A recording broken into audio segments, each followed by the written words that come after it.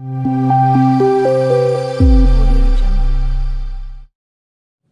बच्चों। तो आइए शुरू करते हैं हमारी नई कहानी राजकुमारी और खजाने की खोज। बहुत समय पहले की बात है। पर्वतों और घने जंगलों से घिरे स्वर्णपुर नामक एक समृद्ध राज्य में एक राजकुमारी रहती थी। उसका नाम था राजकुमारी अनन्या। वह न केवल सुंदर थी बल्कि साहसी, बुद्धिमान और न्यायप्रिय भी थी।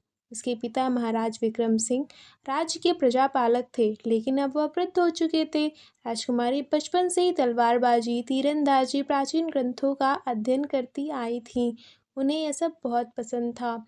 राज्य में सब कुछ शांत था, परंतु एक दिन महल के तहखाने की पुरानी दीवार में एक रहस्यमयी दरार से एक कागज निकला। एक प्राचीन नक्शा जिस पर एक छिपे हुए खजाने का संकेत था।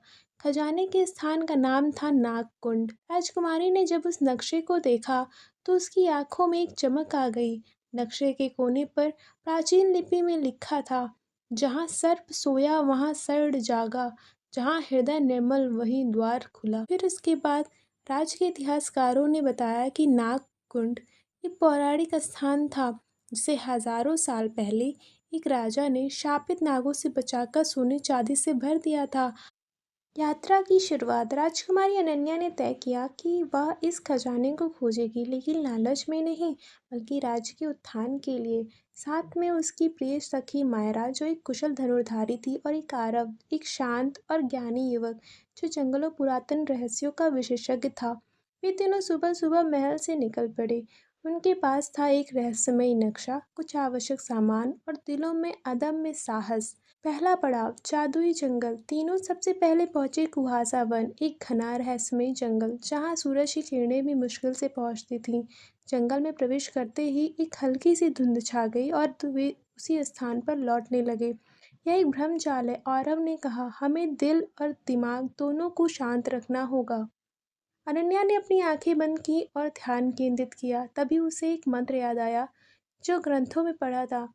नियति की राह वही पाते हैं जो भय से ऊपर उठते हैं। उसने मंत्र पढ़ा और उसके सामने एक रास्ता खुल गया। फिर वो आगे बढ़ गई और फिर उसने दूसरा पड़ाव पार किया, वज्र गुफा। इसके बाद वे पहुंचे एक बड़ी सी गुफा के पास, जिसे वज्र गुफा कहा जाता था। इसका द्वार पत्थरों से बंद था और उस पर एक शिलालेख खुदा था, यदि सच्चाई बोलो द्वार खुलेगा, यदि झूठ बोला सदा के लिए बंद। एक एक कर सभी को अपने जीवन का सबसे बड़ा डर और गलती स्वीकार करनी पड़ी। मायरा ने कहा, मैंने एक बार डर के मारे एक घायल आदमी को मदद नहीं दी। आरव बोला, मैंने ज्ञान के अहंकार में अपने को दूर कर दिया। अनन्या ने कहा, राजकुमारी होने के अहंकार में मैंने कई बार सच्चे सुझावों को नज़रअंदाज किया। शिलालेख चमक उठा और द्वार खुल गया। तीसरा पड़ाव सर्पकुंड। अंदर वे पहुंचे एक अजीब सी जगह पर, जहां जमीन पर सैकड़ों सांपों की आकृतियां बनी थीं। नक्शे में मैं इसे नागकुंड कहा गया था, लेकिन खजाना नजर नहीं आया। एक शिलालेख पर लिखा था, केवल निर्मल हृदय वाले ही इसे खोल सकते हैं। सबने ध्यान लगाया। जब अनन्या ने आंखें खोली तो उसे जमीन पर बनी एक नाग की मूर्ति के ऊपर एक रोशनी दिखाई दी। उसने आगे बढ़कर हाथ रखा और जमीन फट गई। नीचे एक सीढ़ीदार रास्ता खुला जो उन्हें एक भूमिगत मंदिर में ले गया। खजाने का रहस्य। वह सोने चांदी से भरी माला, राजमुकुट, शस्त्र और बहुत से रत्नों से भरे संदूक थे, लेकिन बीच में ही एक पत्थर की किताब रखी थी जिस पर लिखा था, जो यह खजाना राज के लिए ले जाएगा उसे समृद्धि मिलेगी, जो यह स्वार्थ से ले जाएगा विनाश उसका भाग्य होगा। वे आगे बढ़े और फिर राजकुमारी ने प्रण किया, मैं इस खजाने का उपयोग प्रजा की भलाई, शिक्षा और राज्य की समृद्धि के लिए करूंगी। तभी मंदिर की दीवारें हिलने लगी और एक दरवाजा खुला जो सीधे महल की ओर जा रहा था। वापसी का नया युग। राजकुमारी मायरा और आरव राज्य लौटे। खजाना देखकर महल में उत्सव का माहौल हो गया, लेकिन अनन्या ने कोई भव्य महल या व्यक्तिगत ऐशो आराम के लिए इसका उपयोग नहीं किया।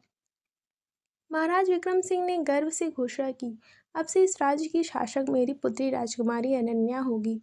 राजकुमारी ने सबके सामने कहा, सच्चा खजाना वही है जो सबका हो। इस तरह यह कहानी समाप्त हुई।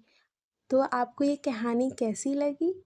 आप हमें ज़रूर बताइएगा और इस कहानी से हमें क्या सीख मिलती है, आइए जानते हैं। यह कहानी हमें सिखाती है कि साहस, सच्चाई और निस्वार्थ सेवा ही वह गुण है जो किसी भी व्यक्ति को महान बनाते हैं। खजाना केवल धन नहीं होता, बल्कि सद्गुण, ज्ञान और सेवा भी खजाने से कम नहीं। इस तरह यहाँ पे कहानी की सीख भी समाप्त होती है। तो अगर आपको ये कहानी पसंद आई हो तो आप मेरे चैनल को लाइक, शेयर और सब्सक्राइब ज़रूर करें। Thank you so much for watching.